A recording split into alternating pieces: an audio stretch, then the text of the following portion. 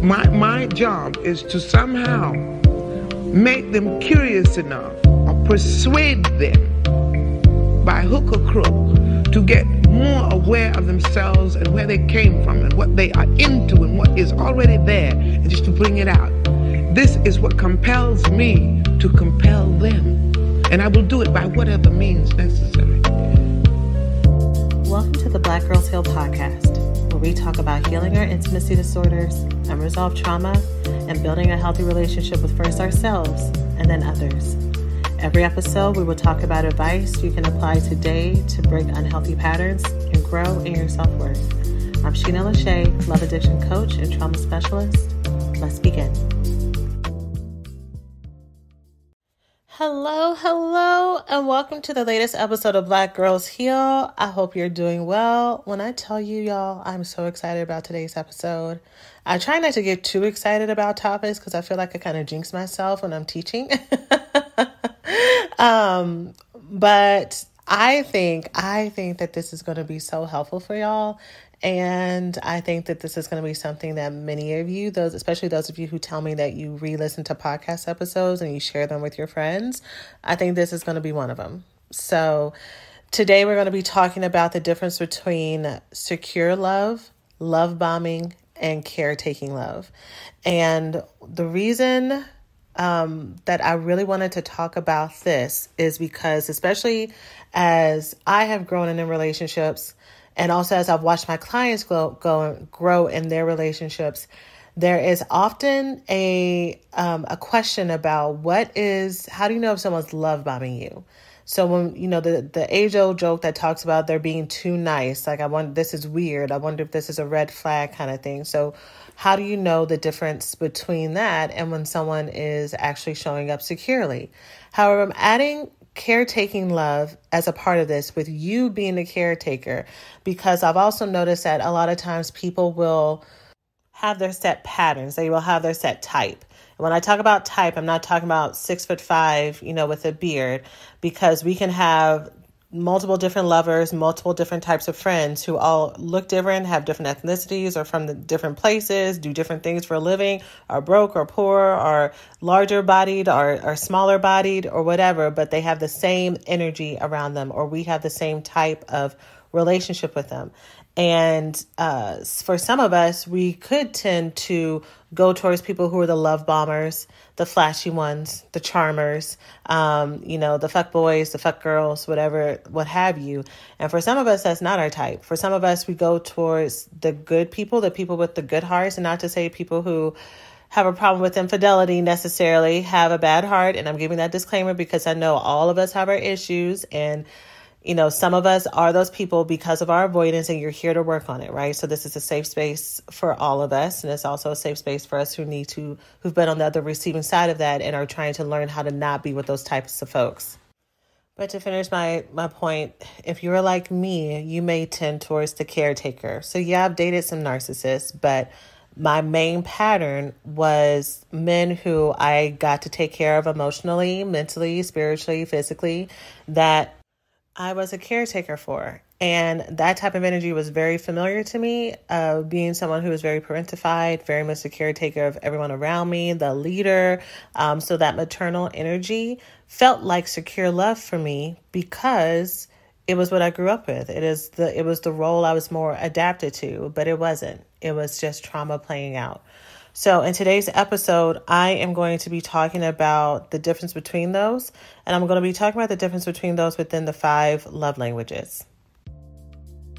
Thanks for listening to this week's podcast. Before we get started, let's take a small break to say thank you to this week's sponsors. Now, I'm not sure when everyone's going to listen to this, but I want y'all to know that today's episode topic is also being featured because on February the 18th, I know I just posted that it was going to be the 17th, but I'm going to do it on Saturday morning, February 18th. I'm going to be having a healing intensive about healing fear and distrust towards healthy men, because what I will find is that women will do all this work to be able to be available for love, but then when they have healthy, secure love in front of them, they can't say yes to it because of deep fear of either trauma that they've experienced with other men, with societal of fear, not knowing whether or not that this man is actually a predator or a protector, and not knowing how to tell the difference. So for a few hours on a Saturday morning, we're going to be getting deep, y'all. So bring your journals, bring your pillows, bring your blankets, bring your friends. I saw someone in the comments saying that they were going to bring friends. Recovery school students, y'all are grandfathered into this for free. Would love for you to come and go deeper in the work we've already done together. But yeah, we are getting into it. And this is just part of it. Knowing once you are there, making sure that you do not slip into secure love bombing, or caretaker love is so important. But when I was doing this, when I was doing my outline for this, y'all, these are just 5 categories I'm going to talk about, but I have like 15. And so I was thinking, should I make this an extra lesson in the recovery school in addition to what I'm going to teach y'all today, since there's like 3 times as much information I want to share? But I think what I'm going to do is I'm going to do the healing fear and distrust of healthy men, so that you can know when men are healthy. And not only you know when men are healthy, but you be able to not live in that fear and that distrust that paralyzes you from moving forward. I think I'm going to focus on that workshop for Saturday, February 18th. And then if y'all want, we'll do another healing intensive. So more tears, more journaling, more releasing, more healing. And maybe we can look into doing that later. And I'm not going to put a date because you never know what's going to happen. So anyways, that is our intro, y'all. Let's go ahead and jump in. This is going to be a meaty one, so get ready. Okay, so like I said, I'm going to be reviewing whether or not what is happening in a new relationship. This is going to be mostly romantic, but when I was writing this, I could think of several family examples for sure, and maybe a few friendship, but this is going to be tilting towards romantic partnerships. So when you are in a romantic partnership, how do you know if what is happening is because they are a securely attached person who's really into you, whether or not they are love bombing you. So this is going to tend towards narcissists. And then, or if you are being triggered with your caretaking. So this is someone who is unavailable for you because they need you as a caretaker versus a lover or a partner. It is not a horizontal relationship. It is an up-down relationship, but it feels all the same to you because that is what you know, what you're most comfortable with.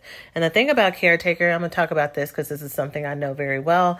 The thing about being in a caretaker relationship, as much as it is draining to you, it also feels so empowering because you get to be in control. You get to say what happens and you get to say what doesn't happen. You get to show up as your best self and be the hero. And there's so much benefit, or what feels like benefit at first, but really you end up losing a lot. But, I'm going to save it to when we talk about that one specifically. So I thought it'd be best to talk about the love languages, because I know that when it comes to being in partnerships, many of us need to learn to not only identify what it is that you want in a relationship, and then to own it. Many of us have learned how to become needless and wantless. So whatever relationship we're in, however that person chooses to love us, we're like, okay, well, this is who they are. So I'm going to understand that when they're doing this for me, that is what that means, which on one hand is great, right? It's all about your partner is a different person than you. They have a different background. They have a different set of needs and wants and desires. So chances are who you're with, they are not going to have the same love language as you. A lot of times, many times they do, but not always. And so you being able to understand when they are speaking to you in their language is so important. But with that is many people have done that for so long, between their parents, between their siblings, between their children, between their coworkers, between other people, trying to understand other people to where you don't understand yourself. And then when you do understand yourself, you feel very guilty or selfish that you have needs, that you have wants. Maybe I am asking for too much. Why do I need words of affirmation? I should love myself. Girl, it is okay. And y'all have heard me say this exact thing I'm about to say. It is okay for you to want someone to tell you that you're pretty, to tell you that they're proud of you, to tell you that you are their world if that is what you need. It is okay if your love language is gifts, to want to receive flowers, to need to receive flowers from someone who is your lover. It is okay for you to want to have a partner who goes and cleans out your car without you asking, and they are looking for ways to make your life easier. It is okay for you to want someone to spend time with you. Yes, you know that that person works 60, 80 hours a week. So here's what you decide.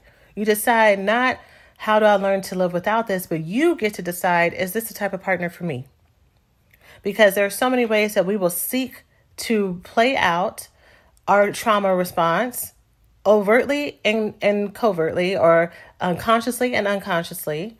And one of those ways is if your love language is quality time, you keep finding people who live across the world. You keep finding people who are too busy to spend time with you, but they're so amazing. And so you're like, well, let me just go and make this work because maybe this is worth it. Girl, you are setting yourself up to be abandoned emotionally, mentally, and spiritually, and physically from the get-go.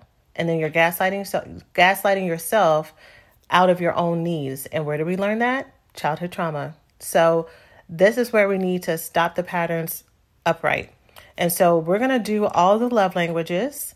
If you don't know your love language, Google love language quiz. Find out which one it is. If you feel like you think you know what it is, but you've been trying to mold yourself to be who other people want you to be for so many years that you're confused, go ahead and take the quiz so it can be the tiebreaker for you. As a quick recap, though, the 5 love languages are acts of service, gifts, compliments, quality time, and physical touch. The theory being presented by Gary Chapman that everyone gives and receives love in one of these 5 love languages, or maybe 2 as your top ones. A lot of people we'll talk about, and I'll even talk about here, that, healthy love can and does look like all of these, but really you're pushed to really look at, okay, what are the ways that I most prefer to receive and give love? And you can give and receive love in different languages. So if mine was gifts, it could be that I give a lot of gifts to people who I really cherish. So partners, friends, lovers, whoever. But I could receive in quality time, meaning I don't really want any gifts back, but I just want you to spend time with me and be focused on me. Or they can match, or you can have a tie. But it's important for you to know your love language so that you can communicate to your partners, your lovers, your friends, your family, what it is that you need, and don't rely on them being mind readers or rely on them knowing you more than you know yourself. It is your job to know you. It is your job to communicate for you. It's your job to seek people and relationships and things that nourish you and take care of you, and not ones that detract. If you find yourself in relationships and with people who do that, that is part of your job to move away from that. You can communicate it, but if they continue to do what they're doing, you're in charge of the next steps from there, not them, because they've already shown you and communicated to you what they were available for and what they were willing to do. So the next move is on you.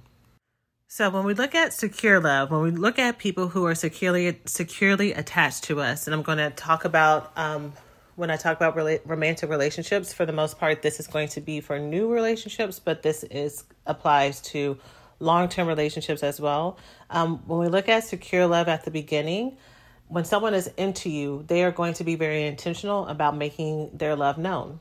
They're not going to be coming with, even though we all have traumas, but they're not going to come with a trauma focus or a trauma-centered way of courting you. That is, I'm afraid of showing my hand too much, or I'm afraid of you getting to know me and rejecting me. So it's this in and out type of thing. It's like, I'm going to call you sometimes, or I'm going to put some time between. I'm going to speak in code about how much I like you and all that other stuff.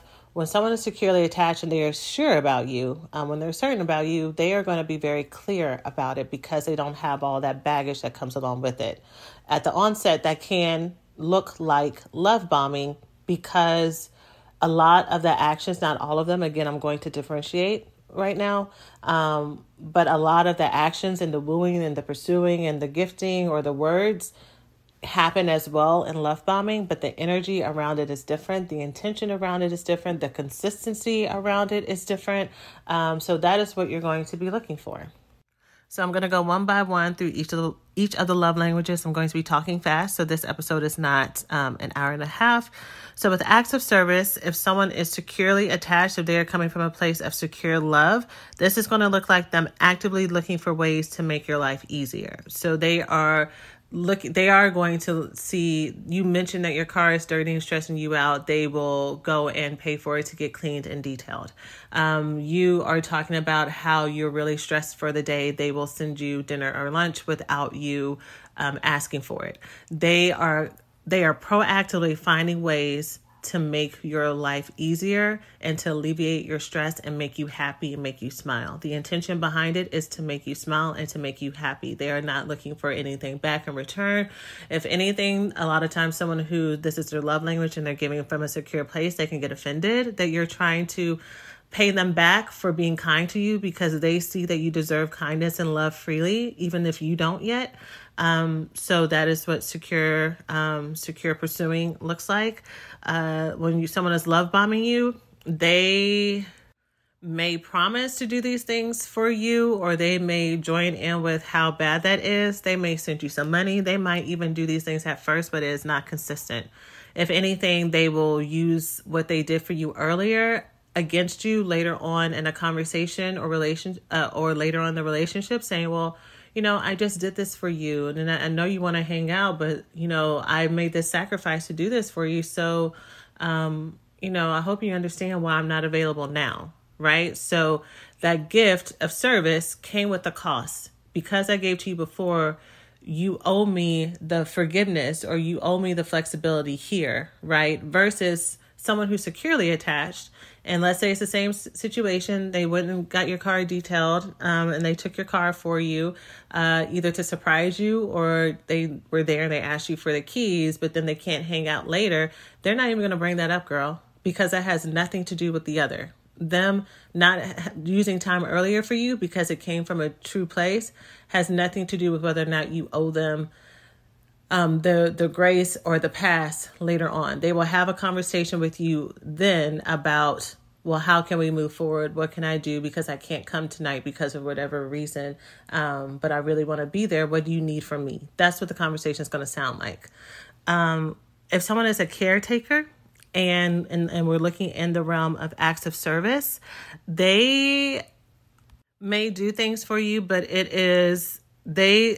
I'm trying to think of, they may do things for you, but sometimes it's because they are coming from a place of trying to apologize for kind of taking up space. So again, remember, when I talk about caretaking love, I'm talking about you're the caretaker and you're with someone who is not on your level, even if they have more accolades or whatever else than you, which actually when you are in a caretaker relationship, very rarely is that the case. They're usually someone who, and this is like a Bob the Builder relationship, you see the potential, they're so close, and you want to be available for them. Maybe y'all have a long history together, and you see the potential. So anyways, if they do something for you, it is usually, here, I did this for you. And again, that apology, I'm so sorry, I'm such a burden, but here's this really sweet thing to kind of make it up for you. If you're in a long-term relationship or even a not so long-term relationship and they're doing something for you, it can often be done with complaining, like, okay, I guess I'll do it, or all right. That also means it can often come after a fight, after you've been talking about feeling neglected for so long, or, you're giving them ultimatums and you're saying you want this, they do it, but you had to fight to get it. If they do something, they do it half-ass. So they either do it incompletely, they do it with a low energy, or they do it again half-assed, which means you have to come in and do the rest. So we talk about the feigned incompetency. So when people fake that they can't do things because it's easier to get you to do things for them, and they may have this energy around, well, at least I tried. If you try to hold their feet to the fire when it comes to that. And oftentimes, something that I experienced before in caretaker relationships is that they feel, because they're tallying up what they are doing as well, similar to people who are love bombing you, they will hold ransom or hold hostage whether or not they do a nice thing, because they will say, well, you haven't been doing this for me, right? And because they are keeping records of what they think is fair and not fair. And if you're in a caretaking relationship, if you want to actually put down the facts of it, most likely you have done way more than they have done. But in their eyes, because they're coming from a place of being drained, and nothing is never enough for them. So both with love bombers and with caretakers, whatever you give and whatever you sacrifice is never enough. Secure love does not require you to sacrifice yourself and your mental health and your energy, but love bombers and caretaking relationships do. But whatever you give in that caretaking relationship is not enough for them to feel as if you are truly giving as much as they are. When we're looking at gifts in secure love, secure relationships, if gifting is their love language, then it is consistent. They are thoughtful. They are generous in it. They are looking for ways to enhance your life and delight you and bring you joy. You have heard me said here and on TikTok and maybe some other places as well, that this has nothing to do with budgets. This has nothing to do with budgets. If someone's love language is gifts, they are going to find a way to make something that may not cost a lot of money be the most thoughtful gesture in the world, because they're going to be studying you. They're going to be studying you and what makes you feel happy and whole. And again, they are not asking for anything back. Same thing. When someone's love language is gifts, they will get offended that you're trying to pay them back for what they have given you. Because seeing you happy is a gift. Why? Because you are a gift. And if you don't believe that you're a gift, when people treat you like a gift, you're going to be like, what's the catch? Right? When this is how you should have been treated your whole life. So gifts are non-transactional with people who are coming from a place of secure love. When someone is a love bomber, it's interesting. So they may start off with lavishing you gifts, but sometimes they can start off with the painting of the fantasy and painting of what your life will be like. And so there's a lot of promises of gifts. There's a lot of promises of lavish things. They may even do a thing or two here and there to make it look like this is what the lifestyle will be, but it is not the case.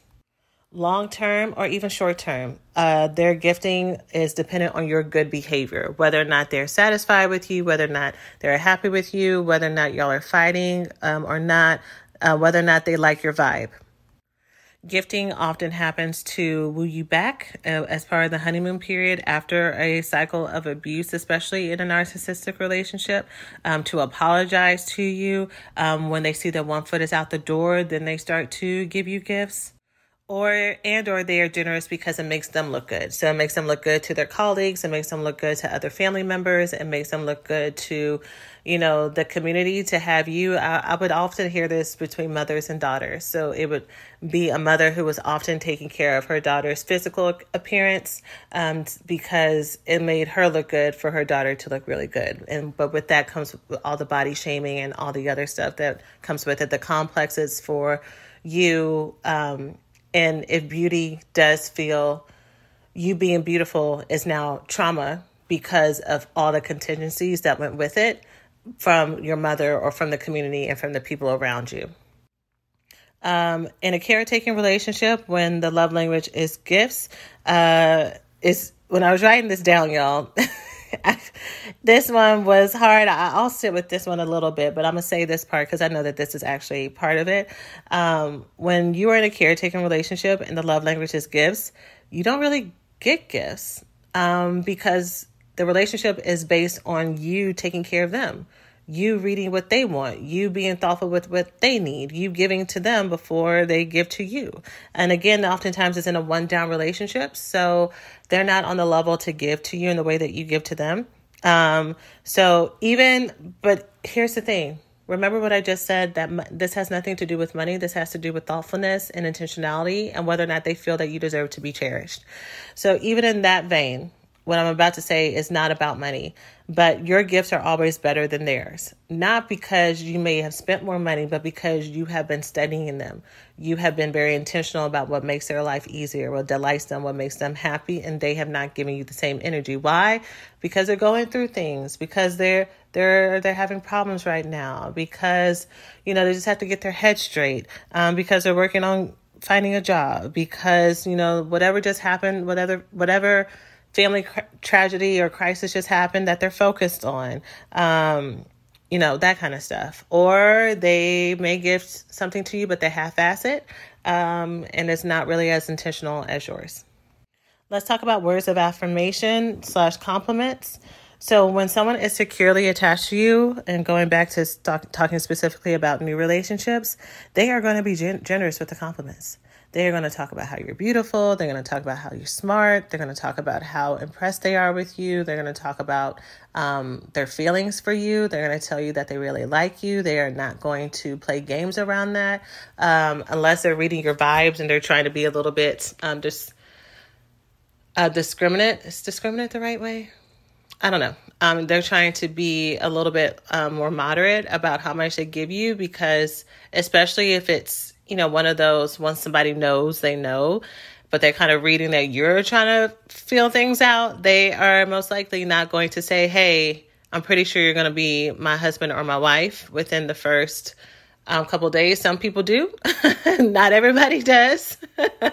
Some of you who've had that experience and it has worked out, you're like, yeah, that's exactly how it is. But they may or may not hold it back from telling you just because they don't want to scare you off, but it's not because they are afraid of expressing themselves.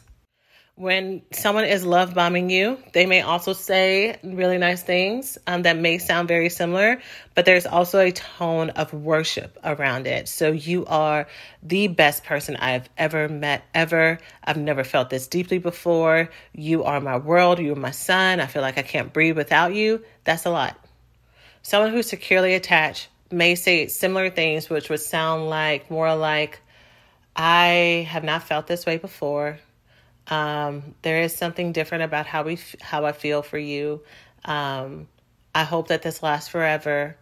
What else? I think I could see this being something real, but with love bombing, there's this intensity around it. It's almost like this possession around you, which I'm going to talk about a little bit later too. But that's what I mean by worship. It's like you are this deity, you're this goddess, and they need you to live and to survive. Which if you are struggling with your low self-esteem, or if you've been coming from relationships, or you've been burned and not been seen, if you're like, I know that I'm an amazing person, why is no one treating me in the way I deserve? And you have someone come and start to say that stuff to you, it's going to be very easy, no matter how smart you are, no matter how much therapy you've been in, to fall for that if it's not on your radar. But love bombers are very good at reading your insecurities. It's always concerning to me when someone is in a relationship that's giving clear signs of abuse, even if it's emotional and mental abuse, and not including physical abuse, but including that as well, and sexual abuse as well. But whenever I see people who know that someone is unavailable in some way or manipulative, and they're like, you know what, they think they're going to get me, I'm going to go back and get them. Like, they can't get me. And your ego makes you stay in these places of danger because you have had people try to take your power away, and this is one more person. There are people who are professional predators, y'all. Professional predators. And they have already read your insecurity and your ego-driven trigger, that you don't want to feel like you're not smart enough, or you don't want to feel like you're weak enough, or that you're too weak and that you're not strong enough, that you don't want someone to get the best out of you. So all they got to do, you think you're playing them, but all they have to do is keep plucking that string, and that's going to keep you there, because you have a vendetta to prove. You have something to prove, instead of knowing who you are and walking away and being in relationships that actually treat you in a way that you deserve. You're going deeper into the lion's den. So know who you are and know what you deserve. But also with the love bombing, when it comes to words of affirmation, it can often come with negging, which is like little small drops of insults that will spear on self-doubt. So it can look like, you are so pretty. Just those earrings, they really don't flatter you as much. So it's a compliment, but it's not. It's a backhanded compliment. And because it's inserting it at the same time as this supposed affirmational phrase, it gets easier down the road for them to just say the straight out insults without the cushion around it. And then also something I didn't say in Secure Love, when they're affirming you, they can affirm you for who you are and who your personality and what you bring to the world and what you bring to them. Yes, but just who you are holistically. When someone's love bombing you, it's all about how you make them feel, what you give to them, how you help them, how you make their life easier. Nothing about your personality, who you are, your intellect, or any of that. And then if you're in a caretaking relationship, again, they are focused on themselves. So really the affirmations and everything, it may be, thank you, I'm so appreciative for how you've helped me. Thank you for how you believed in me. Thank you for how patient you are with me, but nothing about you, nothing about who you are.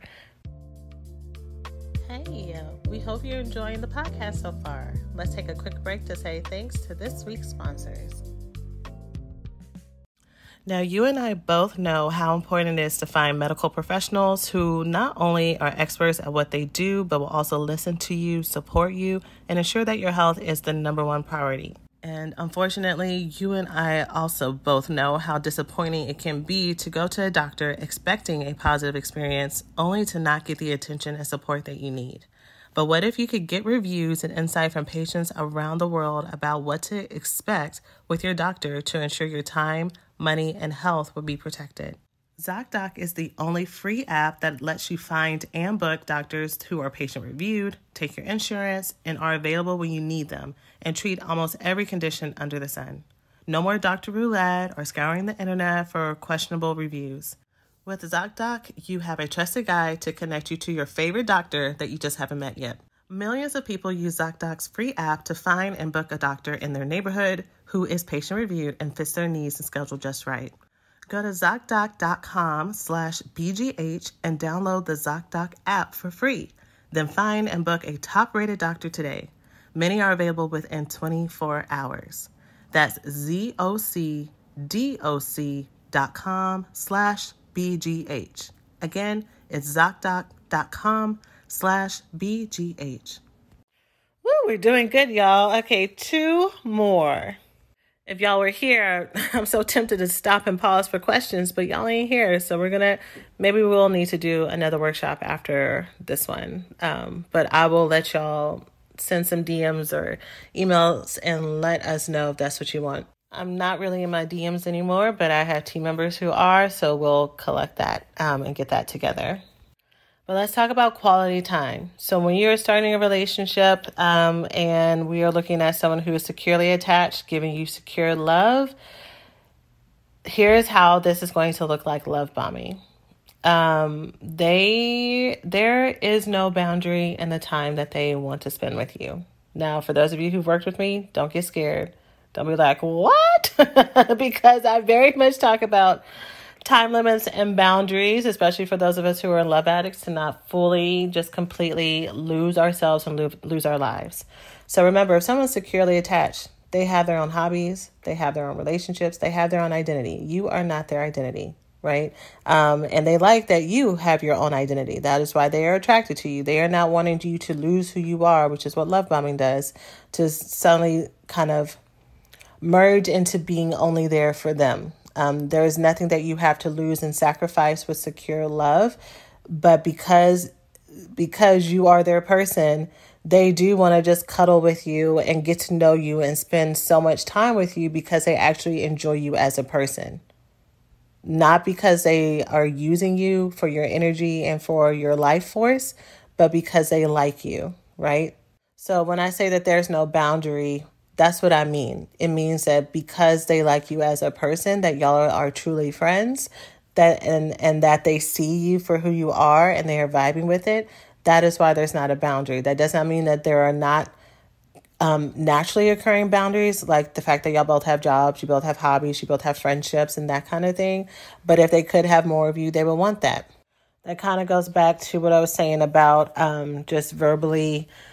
They don't withhold that because of some types of gaming. They may withhold that due to boundaries and respecting where you are, respecting that you may be busy, or they can read either because you told them or because they can read it off of you that you have some hesitancy with spending time together. But if you were available for that they would want to move forward with that. And they are not coming with that baggage of, well, I don't want to like her too much because what may happen. No, we want people who like us more than we like them even, right? Like that is okay. If you're always being in relationships where you do all the work emotionally and you like them more, that is why when you see people who actually really like you, that's scary as hell. It's like stalker level. It's like, whoa, don't you have something else to do?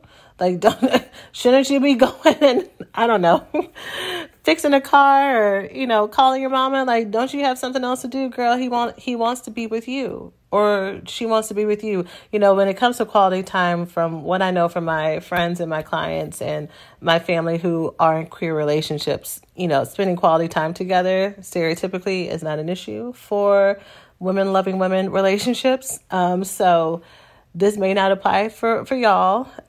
If what I've been told and what I've seen is actually true and accurate. But in my people who are in opposite sex relationships, that is something that I see a lot. That there's like this double dutch, or this kind of bouncing back and forth between who's going to show their card more. And when you have securely attached people, they communicate. They communicate what they feel. They communicate what they need. They communicate what they're available for. They communicate what they're not available for. Easy peasy.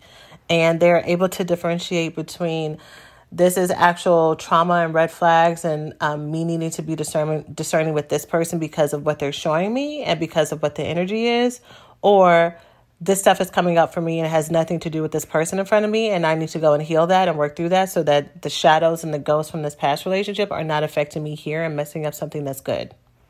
And while I'm here, when you're securely attached, you are also able, it doesn't mean you do relationships perfectly, but it means if you do end up making a mistake, then you're able to take that and learn from it and grow from it. It doesn't become a monument towards why you will never believe in love again and why you can't ever let anybody in. It's like, oh, okay, that's what happened here. That really hurt. What happened here, or what did I see or choose not to see that set me up to be in this dangerous situation? And what can I do differently next time? Because I know I want love. I know I deserve love. And I know love is available.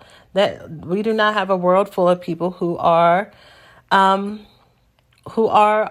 alone. And we do not have a world full of people, of everyone who is depressed. And I think I said this in last week's episode, or I went around it, or perhaps an episode before. But I don't think I landed this point. And I'm going to try again, just in case I didn't. If we truly, truly believe that everyone around us who are in relationships are secretly miserable, and we see people who are supposedly happy, and then we're like, well, you only see part of it. You don't see the whole thing. They have to be miserable.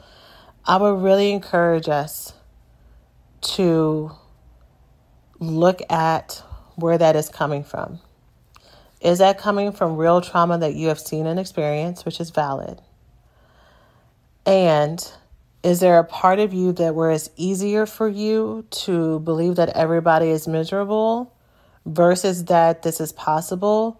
Because if you actually try to hope and believe again, only to be disappointed, that it would break you. And you're doing everything that you can to avoid being broken. When what you could do, an alternative what you could do, is to surround yourself with people and relationships who are happy, who do know how to grow together, where partners are giving in the way that you want to be in relationships, where it's giving to you. And I say that because there are some people who want to your relationships to be very mutual, and there's some relationships where you want your partner to give more in certain areas and you support in different areas. And I'm just, I'm talking about traditional and like modernism, but I know that those are such emotional buzz phrases right now that I'm trying to talk around it versus actually saying it. But I just want you to know that that is so possible. I was in a Facebook group the other day, and I can't remember the actual name of the post or what the theme of the post was, but it was about relationships. And one woman, she was like, well, and I think they were talking about getting remarried or something. And there was one woman who was like, well, I'm 40. What'd she say? She said, I am 48 with kids. So men in with like a 3-year-old or something. So she's like, men in my age, my chances are lower because of my age, and also because I'm coming with a little one. Like, men my age and older don't want that.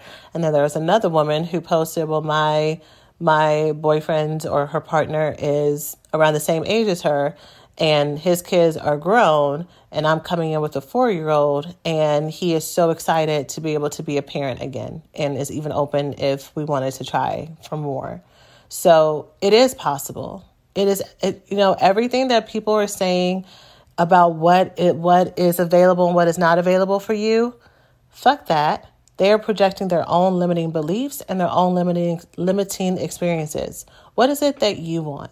And if you believe that love is not possible for you, you are going to keep connecting to people on that same energy level where love is not possible, where they say they want commitment, but they don't, where they come in ready to move forward, but then they got 9 different kids by 8 different mamas. Like, you're going to keep getting exactly what you want with the energy of what you feel like is possible. And I want to validate that it's not as easy as changing your mind. There is real trauma and real experiences that makes it hard for you to believe and to trust and to let go of that fear, right? So you need to do that work to get there. That is why I do these workshops, y'all. That's why I do these programs, because if it was as easy as just changing your mind or like writing a list about what the positive thoughts that you want to think are without clearing this stuff out, we all would have done it. Everyone listening to this podcast is smart as y'all are so smart and y'all are so capable. When I get to like meet y'all in person, I'm like, whoa, you are a VIP. You are a VIP. Like y'all are so amazing. And it's not even just about the careers that y'all do, but just your energy and your intellect and your humor and your beauty. Like, y'all are just your wisdom, like, y'all are just incredible, right? So that's not the issue. It's what you feel like you're available for, and whether or not you're able to receive it once it's in front of you. The information for how to join that workshop, I'll be sharing it at the end. I didn't say that at the beginning. My apologies, and it's also going to be in the show notes. And for those of y'all who cannot join us on Saturday, you are going to be able to submit a question ahead of time for me to answer. In the replay, you get lifetime access to it. And anyone who's listening to this podcast later, you will still be able to get access to the intensive even after that, to cry with us, to take notes, to do the exercises, and all the things that we're going to do together. And yes, this workshop is going to be applicable for people who are already in married and committed relationships, because the fear and distrust due to things that have happened in the past or things that are currently happening needs to be addressed as well, right? Just because you decide to make a commitment to something does not erase all the things that were present before. So that is secure love. Let's talk about love bombing. So when we're talking about the love language of quality time and love bombing, like I already said, they need you. They need you like they need air. If you are not tapped into the danger around this intensity, you are just going to feel as if you have found the one. Y'all are going to spend hours and hours together on the phone, in person. They are going to get you to drop commitments because they're going to be so good at wooing you and convincing you and telling you all the things that you want to hear, all the things that your heart needs. It feels really good in the first hour of being love bombed. And I say the first hour because the contingencies when you're being love bombed comes very quick. Like what I just said, you need to neglect phone calls from other people, hanging out with other people, spending time with them, their hobbies, every single spare minute that you have, they're looking to plan a date with you, which on one hand, it's like great, but it's also not, again, respecting the fact that you need to breathe. You need to breathe, that you need a break. And that's part of someone who's a love bomber, making themselves your full life, making it so that you become emotionally and socially and mentally dependent on them. Long term, there is no consistency with love bombing. If not, in long term can mean within 3 days, and it can mean within a month. Because someone who's love bombing you is not coming from a secure place. They're coming from a place of getting you hooked. They are really good at testing you as well. When someone is love bombing you, they will dangle the carrot. They will tell you all the nice things and then pull back with the words of affirmation and compliments. And you're going to notice the shift, and then it's going to really cause you to try to move forward. Be a good girlfriend, be a good partner, be a good listener, be a good friend, to try to get them to restart the same energy that they had before. So same thing with quality time. Really good about spending all this time with you, and then they stop. Or they promise a date and then they flake out on you, or they get really busy, or they ghost you. But because they started with this big intensity at first, again, if this is a place that you're living in deprivation of, you are going to really want more. So I'm not going to talk about deprivation right now. We'll save that for another day. But if deprivation is an issue for you, go ahead and scan our podcast archive, or all of the titles, and look for ones that talk about deprivation. So ways that you may be neglecting yourself emotionally, mentally, socially, spiritually, financially, sexually, environmentally. And there are a few more other ways that we can neglect ourselves, which makes us very susceptible to people who have what we don't have. And we think that we found our person, but really we have created loopholes within ourselves that makes it easier for predators to come and take advantage. So go and look into that. We talk about some resources like our Love Woman Foundations course that's built to help us not be in deprivation.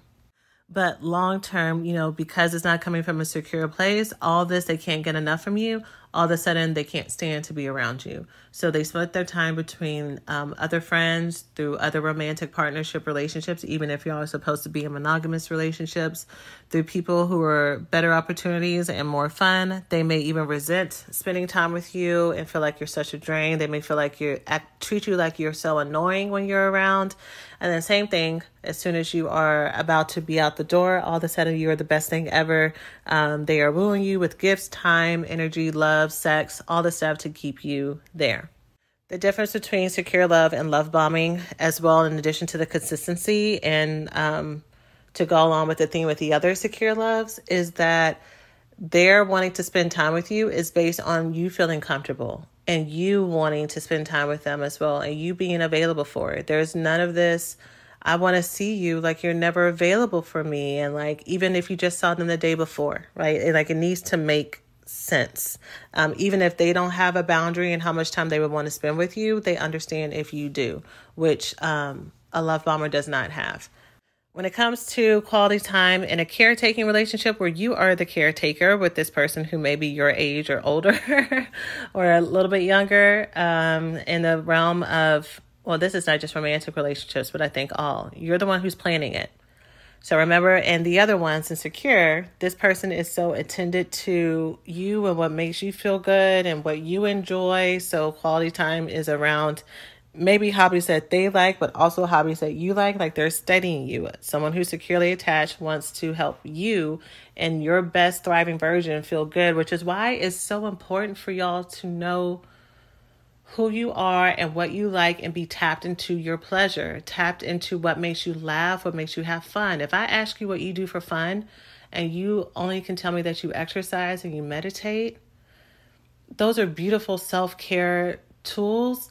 But what makes you light up? What delights you? When is the last time you belly laughed outside of, a comedy special for 45 minutes, and then it was done? Like, where do you get your pleasure throughout your day? If you do not know how to do that, and you're waiting on someone else to give that to you, you are always going to be at the mercy of whatever is the most fun package in front of you.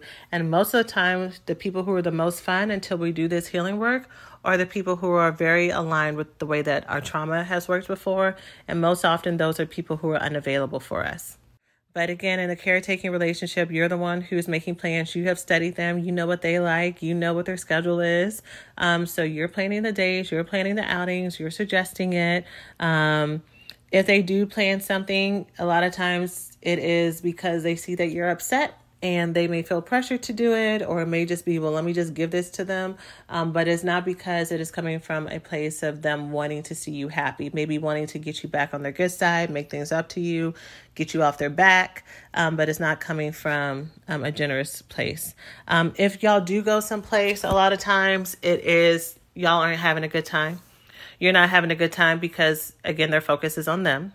For someone who is very needy and doesn't feel good about themselves, it's really hard for them to actually generate their own emotional stability and control.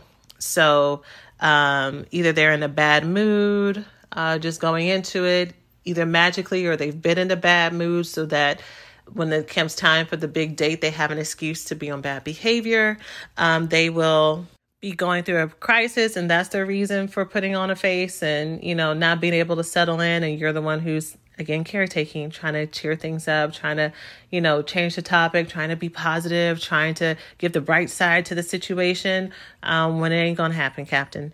And then, even if it is something that they like, because they are so focused on being miserable and being, not having their own agency without someone helping kind of mother them and take care of them, it could be the most favorite thing, and they're going to find something that's wrong. They're going to find that the lines are too long, or they're going to find that they didn't really like the food. They're going to find a reason to complain. So your quality time is not going to actually be about connecting. It's going to be, you're still going to be on the clock when it comes to quality time. And last one, because I'm looking at the clock, physical touch. So in secure love, they want to touch you. Well, no. Let me take this back. I want to be very sensitive to the fact that there are different levels of comfort when it comes to physical touch, that there's sexual trauma that exists for many of us that can also get in the way. So I'm going to speak as if that person does not have sexual abuse trauma, and that you do not have sexual abuse trauma, and that this is like an average, that we're operating from a place of an average level where physical touch is good. Okay. If that does not apply to you, then just take kind of the notes and the energy of what I'm saying and apply it for you, just to keep in mind in the future.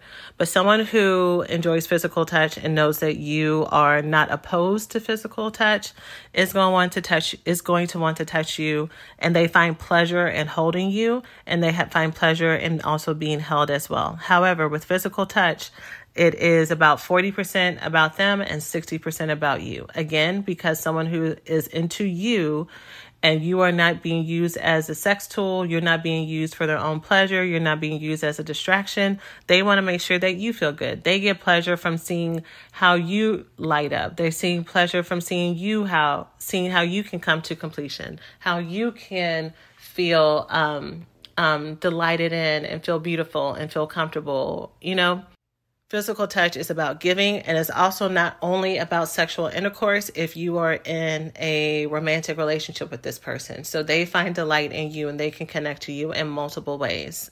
Please do not send this to your partner as a way to tell them that sex is not important. That's not what I said. I said that physical connection does not only need to happen in sexual intercourse, but the other ways as well. And that is an important distinction for me to make, not only so that you don't get me in trouble, but also when we talk about people who are love bombers and narcissists, after the initial wooing and all that other stuff, what I've often seen, maybe this is not the case for everyone, but what I've often seen is that sexual intercourse is most likely the only way that there is physical intimacy, which is interesting because physical intimacy happens in the holding of hands. It happens in the light caresses when they walk past you in the kitchen, the pats on the butt, the kisses on the cheek. Like that is how you stay physically connected to your partner throughout the day and throughout the week when you are not having sex. And you are still able to maintain the physical container. However, when we look at love bombers, where the connection is not about intimacy, that is about trauma bonding, and again, when it's about love bombers, that they are very selfish and it's more about what they want and what they need, then intercourse in whatever form is the main go-to. Now, again, this may not be how it starts, but this is absolutely how it is the longer you are in a relationship. I have heard and found and seen personally, and again, this may not be the case, that long-term people who are love bombers are pretty selfish lovers. Even if they focus on getting you off, it's not because they want you to get off. It is because it makes them feel good. And it's more about them and their pride and their ego versus that they see pleasure in getting their partner have pleasure, if that makes sense. If they are a physical affectionate, it is about manipulation. Either the manipulation of getting you hooked on them at the beginning, or if y'all have had a fight, if you are feeling neglected, all they have to do is come over and give you some cuddles and watch TV with you on the couch for a little bit because you're starved for that true deep intimacy, and then you're good, and they know that. And then with caretakers, you are using your body to help them feel better. So this is a throwback to maternal energy. So it's interesting, even when someone is you're in a maternal relationship with them. At first, you may not realize it because you have conflated intimacy and maternal energy, so that you may be really sexually connected at the beginning, but that does not last, because no one wants to have a sexual connection with their dependent. So if or when you are using physical comfort when you're in a caretaking relationship, it's to help them feel better, it's to distract them. Yes, it may be for you sometimes, but really it's because you were just needing that intimacy, but not because you feel like this is your life partner. Okay, so that is as much as I could squeeze into this podcast episode, again, without it going 2 hours with me putting all the contingencies. And then, like I said, there are 10 more other things, but we are doing this as we gear into healing our fear and distrust towards healthy men. This workshop is available for everyone, no matter what your gender presentation is, no matter what your sexual orientation is, no matter what your relationship status is, because what I've seen over the years is that there is a general fear and distrust towards men and romantic relationships and even towards friendships.